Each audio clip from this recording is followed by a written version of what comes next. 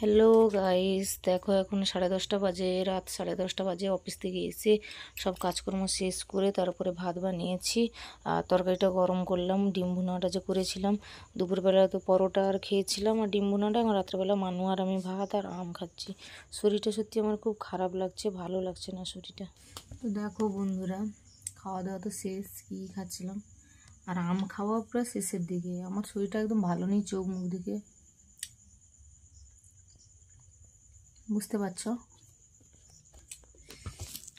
তো আম খেয়ে কীরকম খোসা মানু খেয়ে গেল, চলে গেছে।